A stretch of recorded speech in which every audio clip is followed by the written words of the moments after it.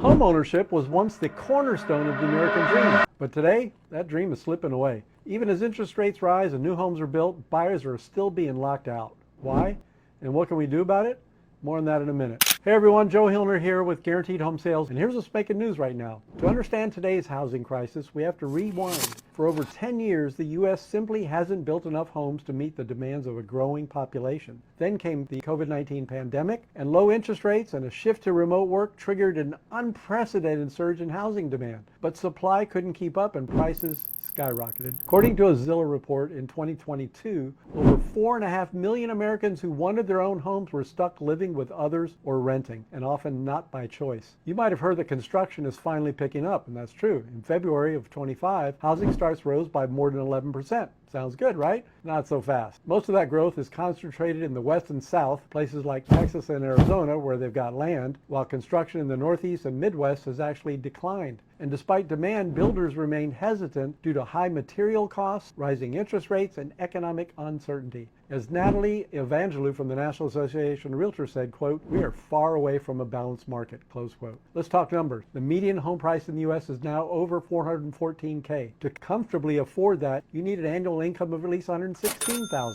That's almost double what it takes to rent a typical apartment. And even though home prices have dipped slightly from last year, they're still far above pre-pandemic levels. And now with higher mortgage rates, monthly payments are steeper than ever. So for the average American buyer, the dream of owning a home is just drifting further and further away. And here's where it gets even more concerning. Affordability is vanishing fastest for middle and lower income buyers. If you earn $75K a year, only 21% of the homes are within range. Before the pandemic, that number was closer to 49%. For buyers making under $50K a year, the situation is much worse. The number of affordable homes in their budget has actually declined over the past year. For many Americans, the chance to buy a home is simply off the table right now. So where does this all lead? Experts say the U.S. is still millions of homes short, and that gap isn't closing anytime soon. Why? Because building homes isn't easy. Costs are high, tariffs are now in place, local zoning laws slow down development, and despite strong demand, builders are nervous about the broader economy. Redfin's chief economist Daryl Fairweather said it best, quote, "The demand for homes isn't going anywhere. We're not forming fewer households, we just don't have the homes to put them in,"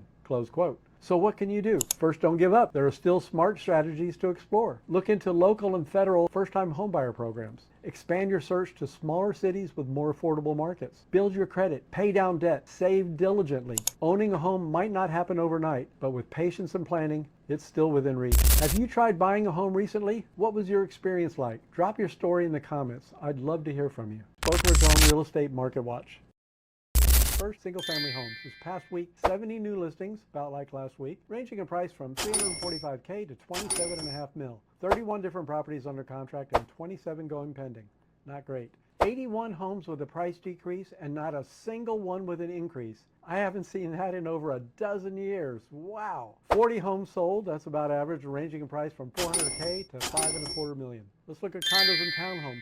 70 new listings, a little below average, ranging from $100,000 to $8.6 mil. And a bad week for contracts with 29 different properties under contract and just 26 going pending. 143 condos with a price decrease. That's a big number. And 61 closed sales this week. Still not great, ranging in price from $130K to $2.1 million. Okay, that's it for today. Thank you for watching and stay tuned for more updates on the ever-evolving housing market. If you'd like some specific market data on your neighborhood, just send me a text or give us a call at 954-799-6867. We'll send you the free report. Till next time, this is Joe Hilner with Guaranteed Home Sales, signing off for now. Go serve big, everybody. Be nice to each other, and I'll see you next week.